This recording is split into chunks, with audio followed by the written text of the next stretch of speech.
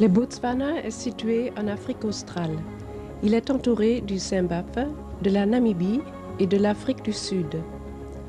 Au nord du pays, d'importantes réserves d'animaux se sont constituées autour de 3 grands fleuves, le Chobe, le Savuti, le delta de l'Okavango. Le désert du Kalahari domine le sud du Botswana. Le voyage de nos amis Suzanne et Bernd commence à l'Okavango et se termine au Chobe. L'Okavango prend sa source dans les montagnes d'Angola. À son entrée dans le nord du Botswana, c'est déjà un fleuve important. Ses rives sont bordées d'un grand nombre de colonies formées de petites huttes rondes à toit de chaume.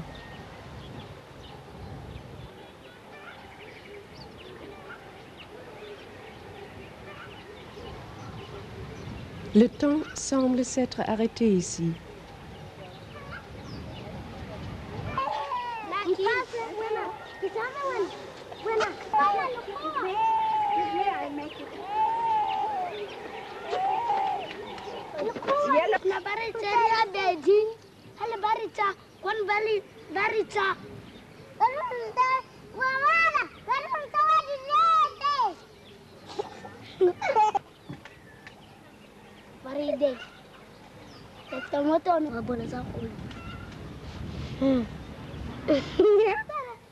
La curiosité des enfants permet de prendre contact très rapidement.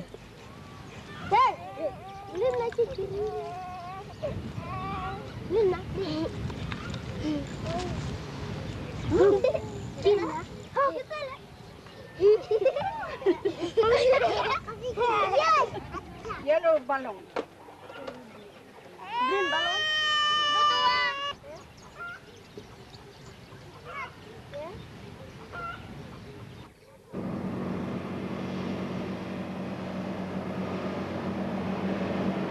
300 km plus au sud, le lit de l'Okavango est envahi par des roseaux, des papyrus et des milliers de nénuphars. Le fleuve coule paresseusement maintenant. Sa végétation offre un espace vital aux hippopotames, aux crocodiles et aux oiseaux aquatiques.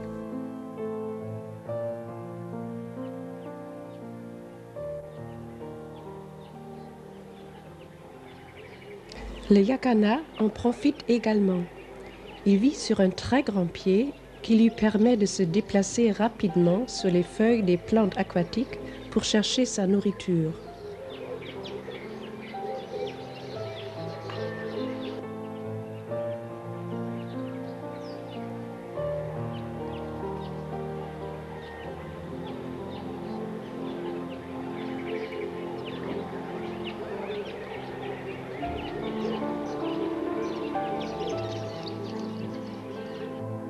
« 1600 km après sa source en Angola, l'Okavango forme un delta énorme avec de nombreux cours d'eau. Juste avant de se perdre à jamais dans le sable infini du désert du Kalahari, ce fleuve a si peu de profondeur que les indigènes ne peuvent se déplacer qu'en pirogue sans tirant d'eau, appelée mokoros.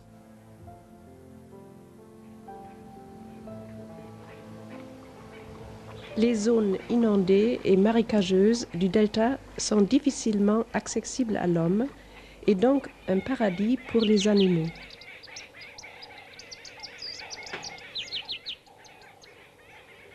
C'est ce qui explique la présence de nombreuses antilopes litchis. Les litchis vivent toujours au bord de l'eau. Ce sont de bons nageurs ayant une grande endurance. En cas de danger, ils cherchent refuge dans l'eau.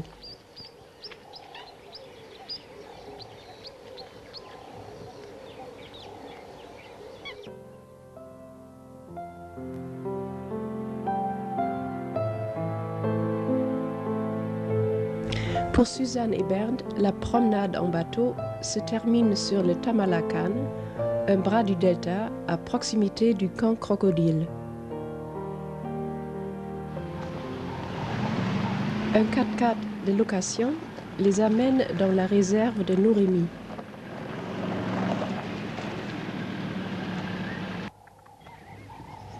Un seul mâle de grande force prend soin de toutes les femelles de ce grand troupeau d'impala. Sans relâche, il est occupé à surveiller son harem et à chasser ses concurrents plus jeunes.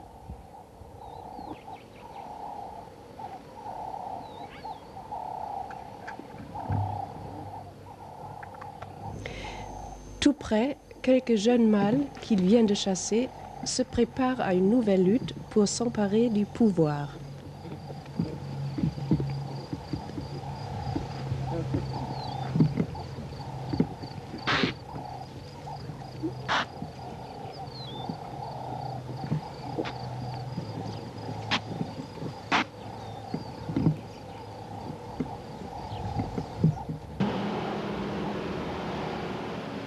Le chemin passe maintenant par un pont archaïque du nom de Thirdbridge. C'est seulement après une vérification scrupuleuse que nos amis osent le passer avec beaucoup de précautions.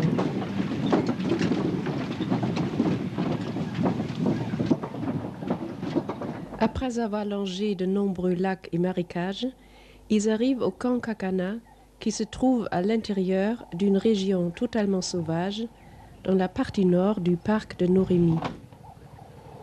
Le camp n'est pas clôturé et ne présente aucune trace des équipements jugés habituellement indispensables à une vie civilisée. Pas de douche, pas d'eau potable. Et, hormis nos amis, pas d'âmes qui vivent. Bernd s'occupe des bagages. Les 2 caisses en tôle restent sur la voiture et contiennent les provisions qui sont ainsi protégées contre la faim permanente des éléphants.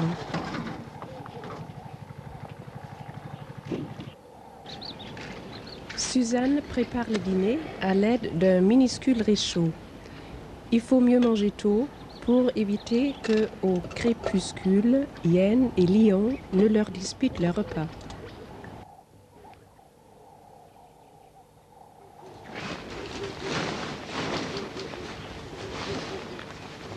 La tente est montée et en même temps le dîner est prêt.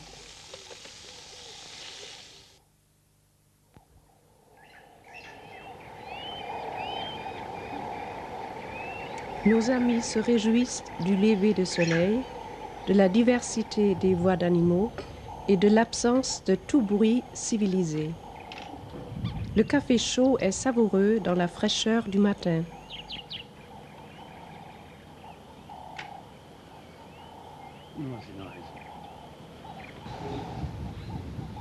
Le panorama qui s'offre à eux est impressionnant. Les zèbres broutent juste en face.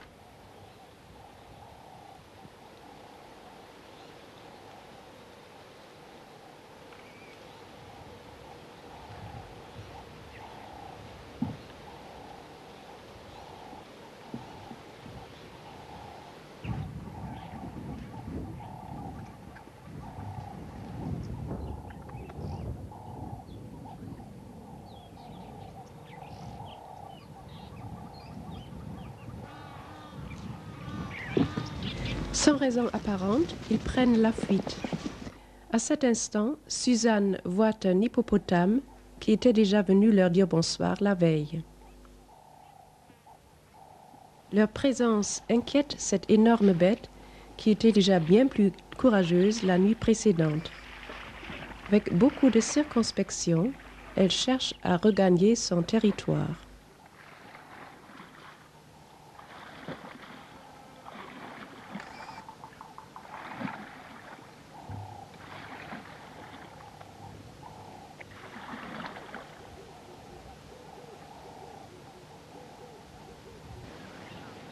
Suzanne s'approchant lentement, l'hippo accélère sa retraite dans l'eau. Sur son épaule droite, une grande cicatrice, probablement le témoigne d'une lutte antérieure.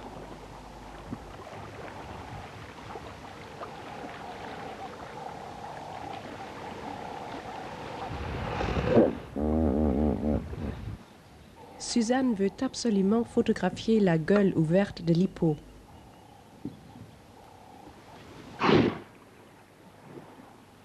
Son approche est interprétée comme une provocation.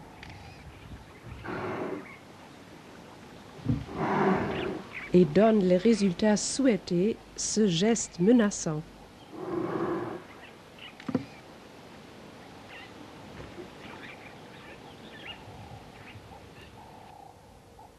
Indifférent au comportement guerrier de l'hippopotame, une spatule blanche et un ibis continuent à chercher tranquillement la nourriture.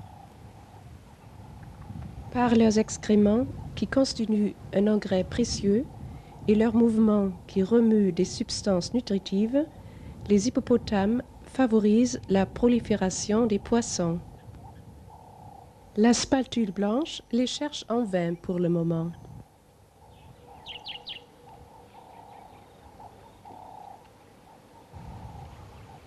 À la sortie du parc de Norémie, Bernd est obligé de freiner brutalement. Un gigantesque éléphant mâle leur barre le chemin. Il s'approche lentement et Bernd continue à filmer, mais son air courageux est trompeur. C'est au dernier moment seulement que l'animal puissant leur libère le passage. Leur voyage se poursuit sur une piste de sable blanc bordée d'acacias parasols. À travers un paysage féerique, ils se dirigent vers la Noue Savuti. Mais la Noue et le lit du Savuti sont complètement asséchés.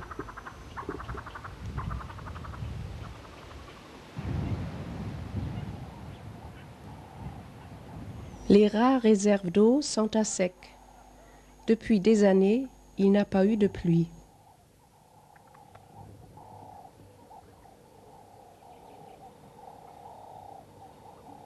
À côté d'une réserve d'eau presque asséchée, Suzanne découvre un squelette d'éléphant, souvenir macabre d'un drame qui a dû se jouer ici. Sur le campement, les toits des abris de douche ont été détruits par des éléphants assoiffés et désespérés qui ont dû sentir la présence de l'eau ici.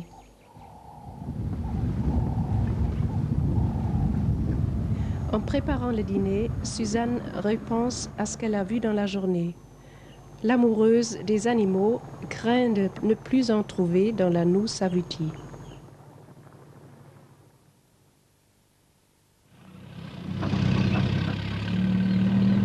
Le lendemain, nos amis traversent le lit asséché de la rivière Savuti. Ils veulent savoir si de grands animaux ont survécu ici. Leur arrivée sur l'autre rive fait fuir un troupeau de zèbres. Les animaux sont bien nourris. Puisqu'il leur faut de l'eau tous les jours, elle ne doit pas manquer ici.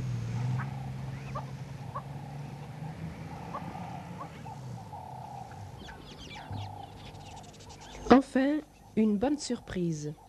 Cette girafe à côté d'un trou d'eau profond.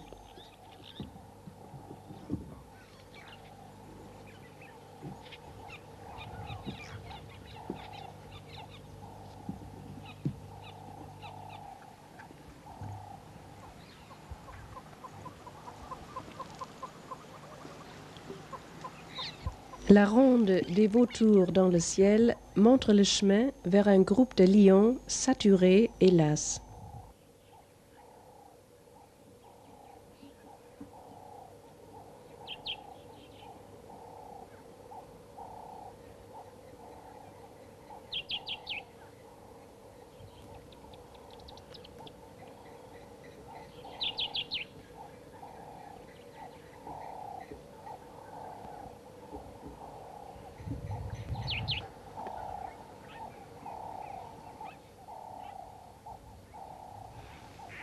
La girafe de tout à l'heure suit la voiture.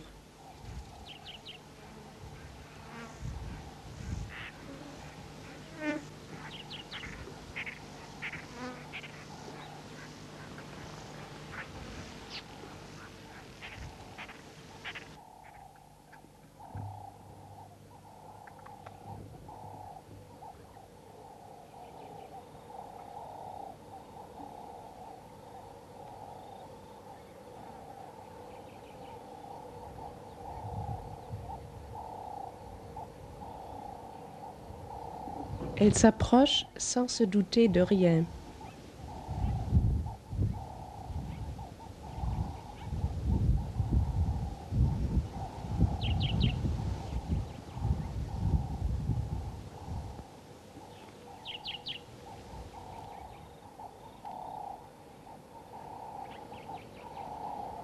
Finalement, elle aperçoit les lions et se sauve à toute vitesse, entraînant derrière elle une bande de girafes apparue de nulle part.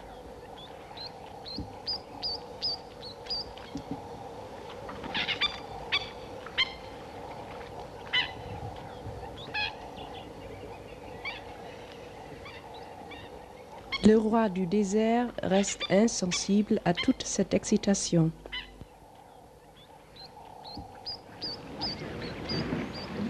L'après-midi, Suzanne découvre des éléphants près d'une réserve d'eau très peu profonde.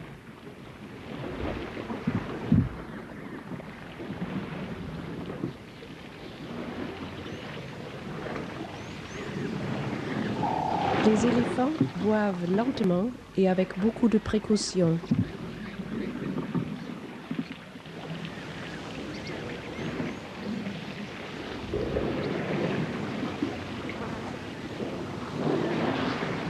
Ils n'ont pas de petits, probablement à cause de la sécheresse qui a duré plusieurs années. Les éléphants font très attention à ne pas gaspiller ce liquide précieux. Ainsi, aucun d'eux ne se baigne. Cela protège le sol et évite que l'eau ne s'écoule inutilement.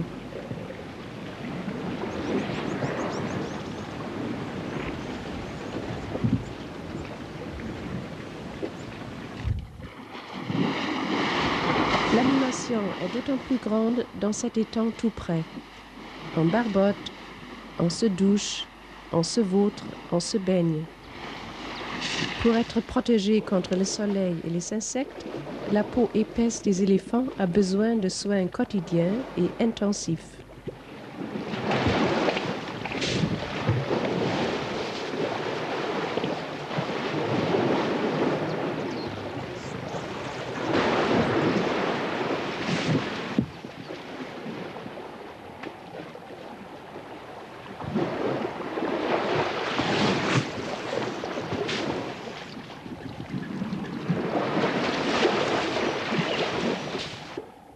Une jeune femelle s'aperçoit de la présence de Suzanne et de Bernd. Les éléphants n'ont pas une bonne vue. Alors, elle essaye de les flairer, mais sans succès, nos amis se trouvant dans la direction opposée au vent. Subitement, un des éléphants s'approche à toute vitesse, l'air menaçant.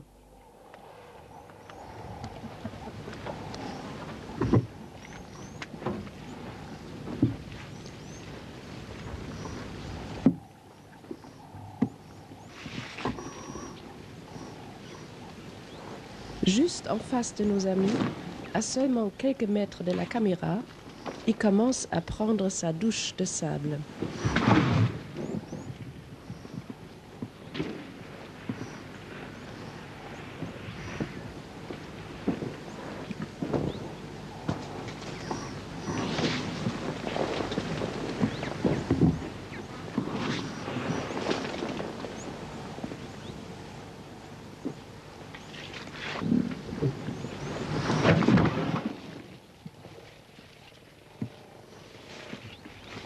Mais finalement, il ne semble pas se sentir à l'aise et se retire lentement.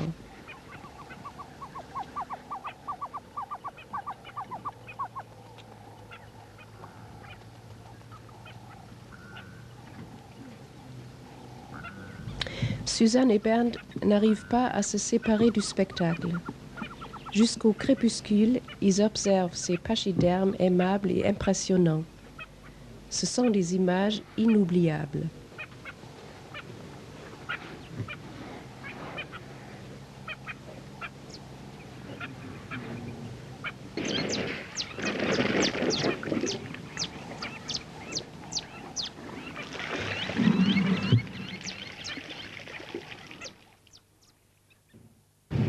Très tôt le matin, ils prennent la route, une piste de tôle onduleuse, sableuse, pour atteindre le Chaume.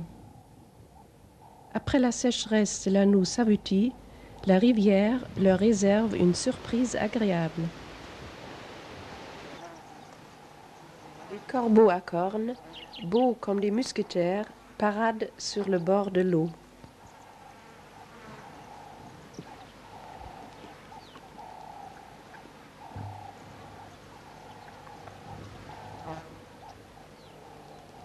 Des nuits durant, nos voyageurs s'étaient demandé qui pouvait bien pousser ces grognements tout près de leur tente. Voilà la réponse.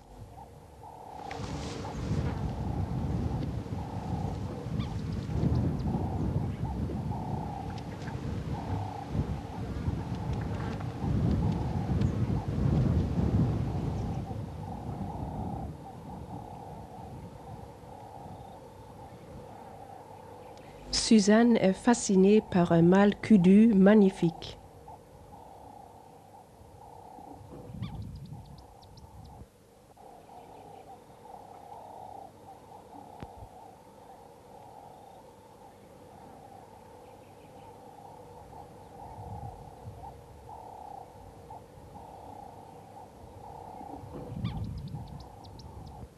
En suivant le mâle, nos amis découvrent les femelles. Extrêmement craintifs, les kudus sont difficiles à approcher. À maintes reprises, Bernd a essayé de les filmer, mais à chaque fois, ils disparaissaient derrière les buissons sans laisser de traces. Cette fois-ci, la patience du photographe est récompensée par ces belles images baignées par la lumière du soleil couchant.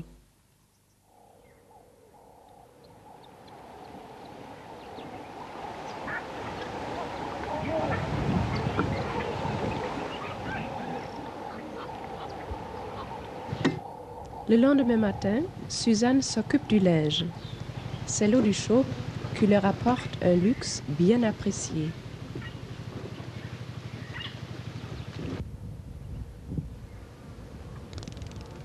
Sur le pré voisin règne une certaine animation. Des zèbres mangoustes, curieux, s'approchent.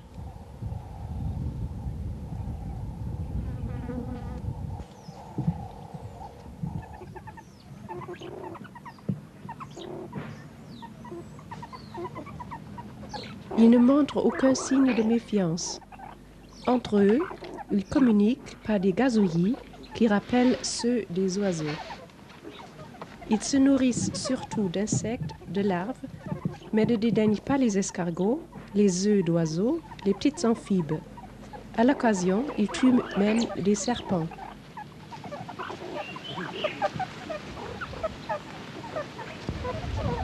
Les zèbres mangoustes examinent la boîte de la caméra et cherchent de quoi manger sur la chaise et la table. Finalement, il pique une sandale à Suzanne. Suzanne observe un troupeau de buffles d'eau.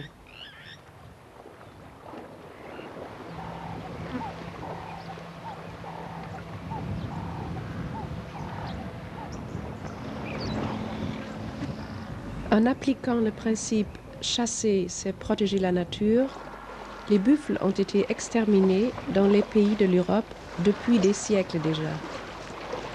L'initiative des pays africains qui, bien que manquant de tout, ont créé des réserves pour protéger les espèces menacées, mérite d'autant plus de respect.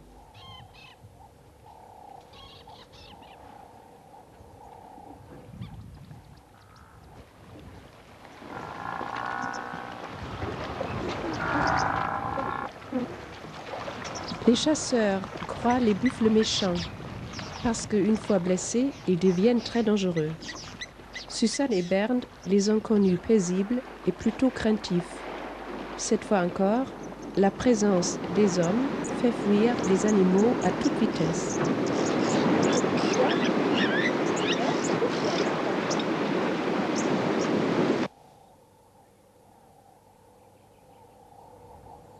Le jeune babouin fait partie d'un clan qui s'installe toutes les nuits sur le même arbre au-dessus de la tente. Au lever du soleil, la bande part à la recherche de nourriture pour une grande randonnée qui se termine seulement au crépuscule.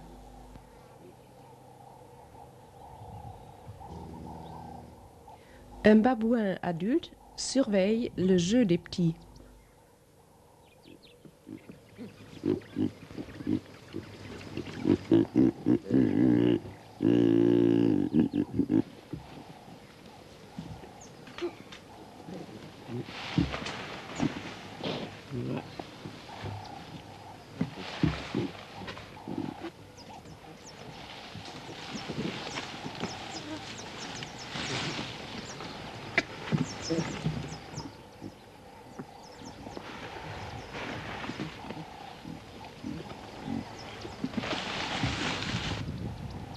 Avec beaucoup de précaution, Suzanne prend la caméra pour enregistrer la séance d'éducation de maman babouin.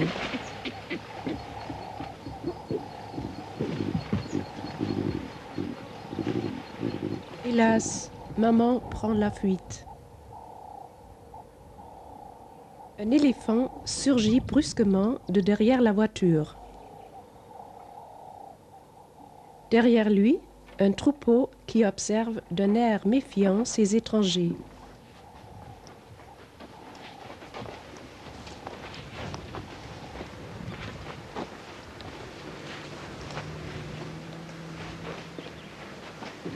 Le troupeau est très proche et l'un des éléphants se montre assez menaçant.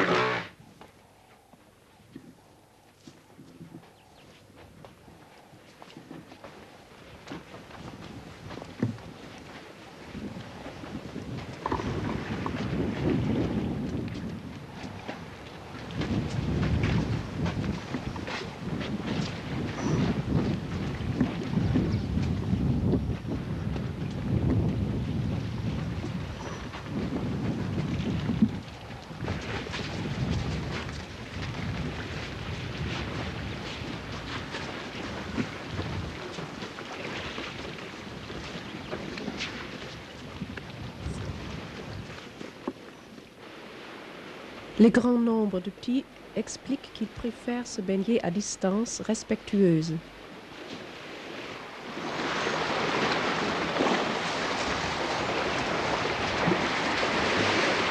Des querelles éclatent dans le groupe.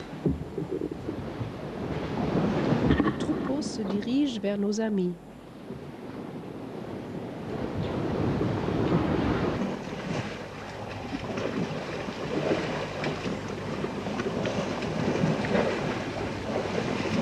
Et à côté de nos amis, les éléphants se baignent, pleins d'insouciance et tout à leur jeu, comme tous les enfants.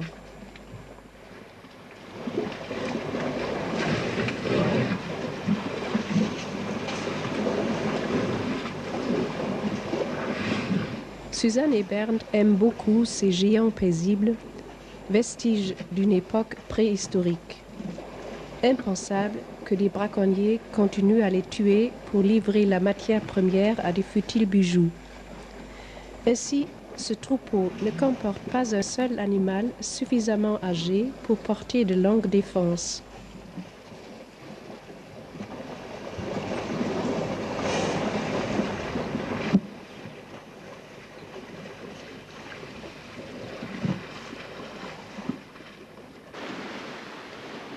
Les éléphants repartent, aussi brusquement et paisiblement qu'ils étaient venus.